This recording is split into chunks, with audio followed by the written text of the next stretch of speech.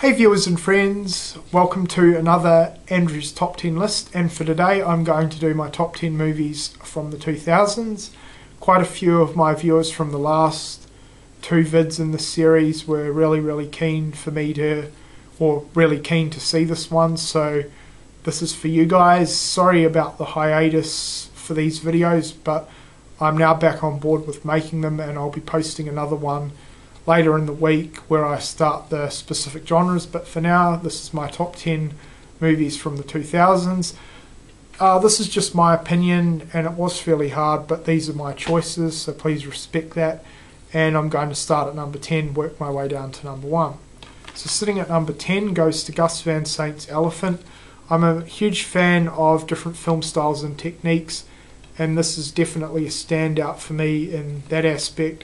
Basically, for those who have no idea what it's about, it's recapturing the Columbine High School massacre, and the whole way it's shot, it just captures the whole high school environment brilliantly.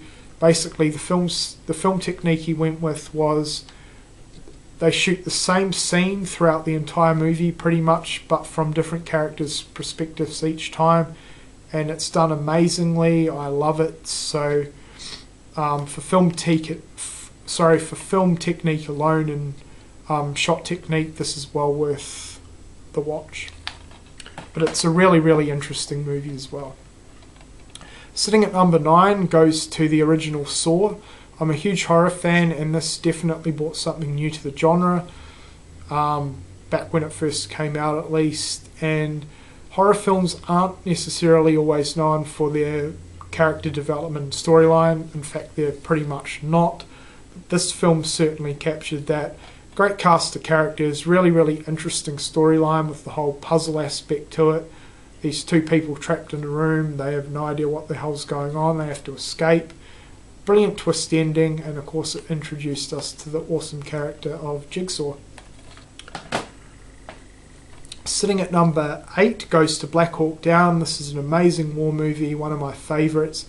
Great cast of characters, really captured the whole war setting and theme brilliantly, and some epic action set pieces throughout as well. So this is definitely one to check out. Sitting at number 7 goes to Rabbit Proof Fence. This is my favourite Australian film. It's basically set around the 1930s when the white Australians decided it would be a good idea to steal Aborigine children from their families and try and raise them in white society. I'm ashamed that happened. I'm fucking disgusted and appalled that it happened, but unfortunately it did. And this movie recaptures all that brilliantly. If you haven't seen it, I can't recommend checking it out enough. Especially if you're interested in Aboriginal culture and what happened back then. But it centres around 3 young girls who get stolen from their family and taken to a camp to sort of get re-educated and everything like that. They're not happy, they escape, and they follow a rabbit-proof fence all the way back home. The scenery is amazing, it's beautifully shot, and the talent shown by these 3 actors, especially the main character, amazing stuff. Okay, sitting at number 6 goes to Kick-Ass. This is an awesome superhero / comic book movie. It's my favourite within that genre. It definitely recaptured my love for comics, superheroes and all that fun stuff. I'm sure the majority of you have seen it, you know what it's about. Amazing movie, had to be in my top 10. Number 5 goes to Zodiac. A few of you might know that I'm really fascinated by serial killers, like what drives them to do it. And this is hands down my favourite serial killer movie ever made. Despite its long running time and often slow pacing, I was still enthralled by it from start to finish. I loved the whole character's obsession and dedication to finding the killer. Despite them never finding the killer, still a great movie, still a really interesting case, and they captured the era really well. Sitting at number 4 goes to the Chronicles of Narnia, The Lion, the Witch and the Wardrobe. I love my fantasy movies, and this is one of my favourites.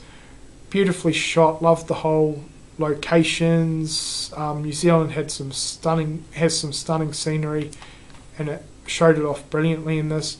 Great cast of characters. Loved all the fantasy creatures and everything. Great effects, costume designs, makeup.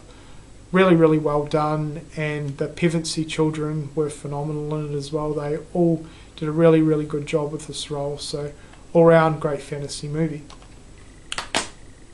Okay, sitting at number 3 goes to James Cameron's Avatar.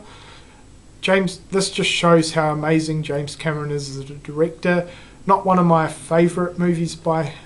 well, it's not my all-time favourite movie of his, but it's one of my favourites from him. And I don't think I've ever been as enthralled visually before seeing this. Amazing visuals. I really regret not seeing it in the cinema, but on Blu-ray it's good enough. Amazing.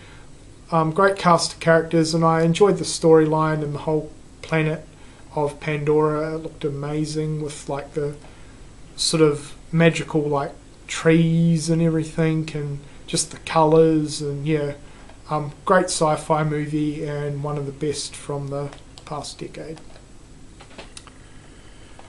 Okay, sitting at number 2 goes to my favourite foreign movie of all time, and that's Pan's Labyrinth.